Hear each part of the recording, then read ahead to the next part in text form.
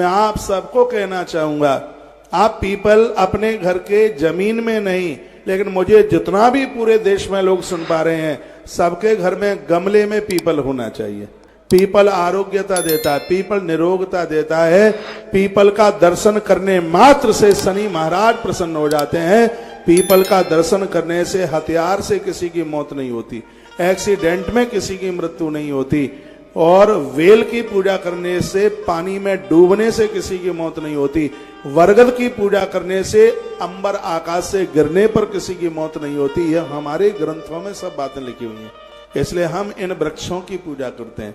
तुलसी का पूजन करने से पति और पत्नी में कभी बिछुड़ाव नहीं होता। इसलिए मैं कहता हूं, जब जब सोमवती अमावस्या पड़े उस दिन आप 108 परिक्रमा मां तुलसी की करते हैं, आपको 1.25 मन स्वर्ण दान करने का पुण्य तत्काल प्राप्त हो जाता है। यह हमारे ग्रंथों में वर्णन है।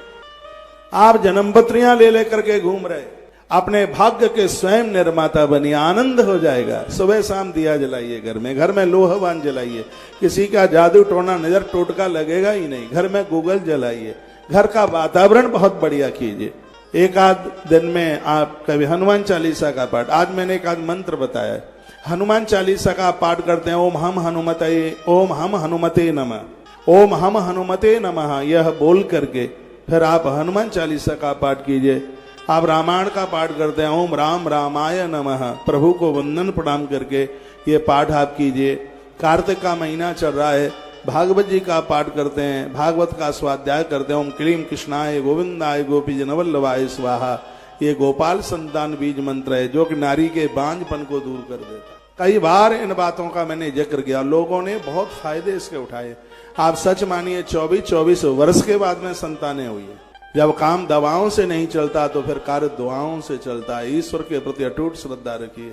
पूरी दुनिया की संपदा वैभव मिल जाए, लेकिन भगवान नहीं है तो जीवन में कुछ भी नहीं है, कुछ है ही नहीं, जीवन में कुछ नहीं। अर्जुन मेरा फेवरेट पात्र है। अर्जुन की एक बात मुझे बहुत अच्छी लगी, वो बात यह थी, जब महाभारत का 1 मिनट में सुना दूं मैं महाभारत की कथा, 1.5 मिनट लूंगा, दे दोगे मुझे? धन्यवाद। बात उस समय की थी जब दुर्योधन भी भगवान से सहायता लेने को गया और अर्जुन भी युद्ध की अनुमति लेने के लिए भगवान के पास पहुंचे।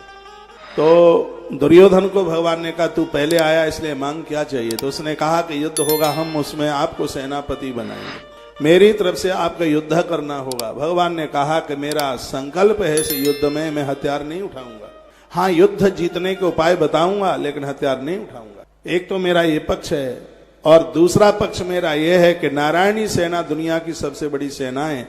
उधर दाऊ दादा हैं, वो युद्ध भी करेंगे, सेना भी युद्ध करेगी, लेकिन मैं निहत्ता रहूंगा। अब तू चुनाव कर ले भाई, गांधारी नंदन निहत्ते कृष्ण को लेना चाहता है या नारायणी सेना के सहित बलराम भैया को लेना चाहता है?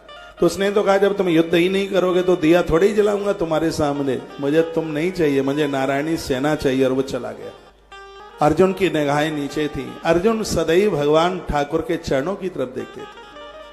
भगवान श्री कृष्ण ने पार्थ की तरफ देखा, आंख में आंसू आ गए